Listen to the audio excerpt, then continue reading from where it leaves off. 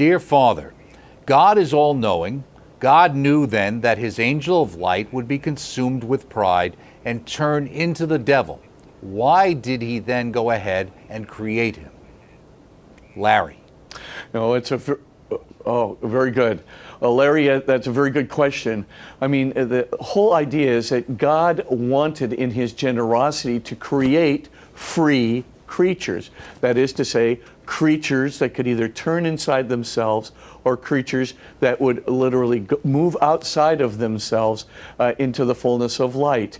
So the idea for God is to create a creature and let that creature, as it were, make the decisions that will form their essence. So he creates Lucifer, who of course was, as the name indicates, he was the highest angel. He had tremendous light. He is one of the highest angels in heaven. And of course, he becomes consumed with pride. He really does think, that he is the be-all and the end-all. And of course, God gives him that option. And when he takes the option to turn to evil, God doesn't destroy him. God literally says, if that's the way you want to live, then that is the way you shall indeed live. And of course, he's banished from God and banished from his kingdom.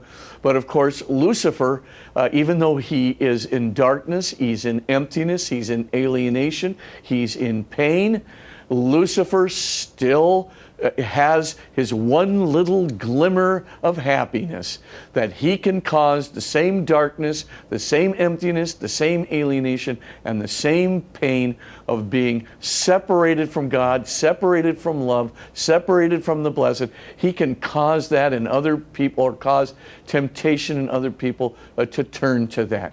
So in an odd way, you might think, well, could somebody persistently continue to want to, could Lucifer definitively want for the rest of all time to be in the darkness rather than in the light, to be in his own little minimal world of self-worship and egocentricity rather than the huge, great, light-filled and loving world of God?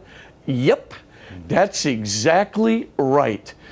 Every single one of us, like Lucifer, has that very possibility, that we can actually choose to be in a little teeny, alienating, empty, lonely world, but I've got something I can hold on to. Egocentricity, domination of others, and of course, self-worship. I've got those three things in my life.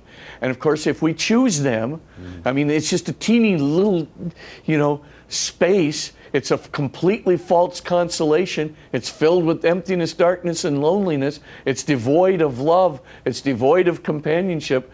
But by George, we can choose it. And of course, if we do, says Jesus, we could definitively choose it, as Lucifer did. And of course, God is not going to destroy us for so doing. I mean, by the way, if God were to destroy everyone who was going to choose make that kind of a decision, if he chose not to create them ahead of time, he couldn't have genuinely created free will.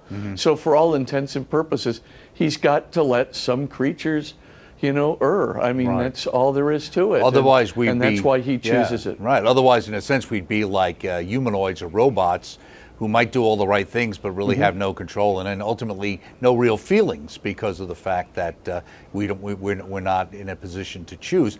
Let me ask you that question too. You mentioned something about, I thought it was very interesting.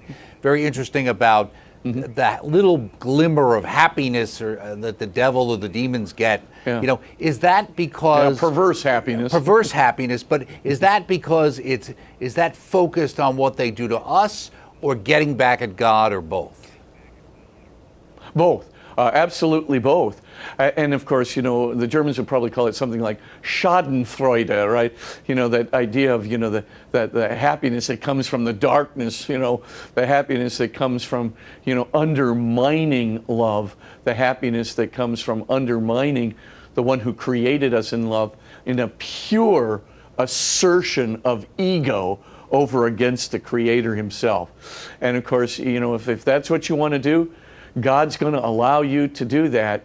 But in the end, of course, that little bit of happiness, that perverse happiness, that happiness that's filled with darkness, alienation, emptiness, and loneliness, that's not going to make you happy. Ultimately. Our ultimate happiness resides in God alone, in perfect love, perfect truth, perfect beauty, perfect goodness, and perfect home. That's what our true happiness is.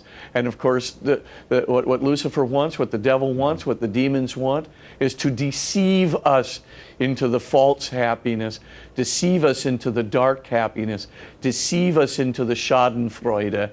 And as you've correctly stated, Doug, if you didn't have that awesome power of freedom to choose that perverse and deceitful view of happiness, if you didn't have that freedom, your love would never be your own.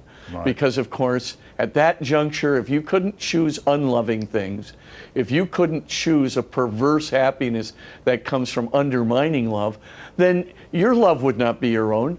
You'd just be programmed to do one thing, loving behaviors. Right. And if you were programmed to do only loving behaviors, you never had the freedom to do unloving behaviors.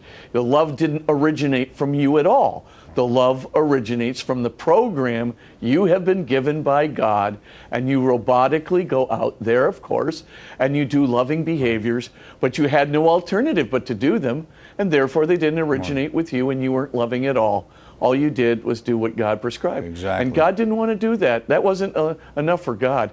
He wanted to create us in His own image and likeness. Right. He's bigger than that, as they would say. And also, I was thinking in terms, the colloquial expression we kind of have these days is misery loves company, right? The idea that, when somebody's going to, I feel a little better if you're getting it in the neck too, than if I'm the only one. Yeah.